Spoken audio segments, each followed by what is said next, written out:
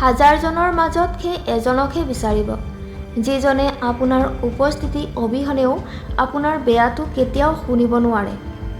আপোনাৰ সন্মান সেই শব্দবোৰত নাথাকে, যিবোৰ আপোনাৰ উপস্থিতিত কোৱা হৈছে।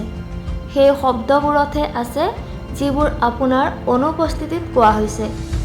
সেইসকলক আপোন ভাবি কি লাভ, যাৰ হৃদয়ত আপোনাৰ বাবে কোনো আপোন ভাৱেই নাথাকে। আপোনাৰ সকলোতকৈ ডাঙৰ দায়িত্ব এইটোৱে যে আপুনি নিজকে সদায় সুখী ৰাখক। অকলশৰে থকাজন অহংকাৰী নহয়, তেওঁ আচলতে সকলো কামৰ বাবে অকলেই যথেষ্ট। আমি হাৰ মানি লোৱা তেতিয়া আৱশ্যক যেতিয়া যুদ্ধ আপোনাৰ লগত কৰিব লগা হয়, আৰু জয়ী হোৱা তেতিয়া আৱশ্যক যেতিয়া যুদ্ধ নিজেই নিজৰ লগত কৰিব লগা হয়। যেতিয়ালৈকে কোনো আপোনজনৰ পৰা বিশ্বাসঘাত নাপায়, তেতিয়ালৈকে বুজিয়েই পোৱা নাযায় যে জীৱনটো কি।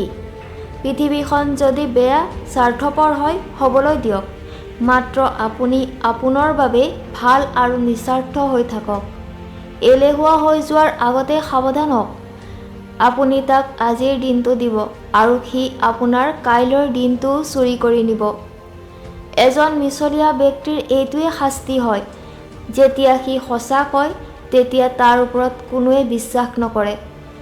বহল গভীৰ নদীখন যিদৰে নিঃশব্দে বৈ থাকে, সেইদৰে কিছুমান গভীৰ দুখ চকুলো অবিহনেও লুকাই থাকে।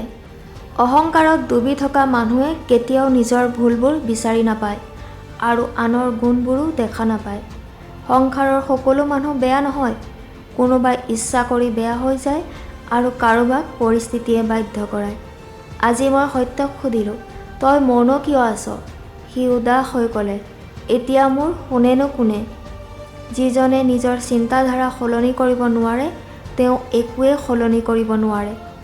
কোনো ইমান ধনী নহয় যে নিজৰ পাৰ হৈ যোৱা সময়বোৰ কিনিব পাৰে, আৰু কোনো ইমান দুখীয়াও নহয় যে নিজৰ আহি থকা সময়বোৰ সলনি কৰিব নোৱাৰে।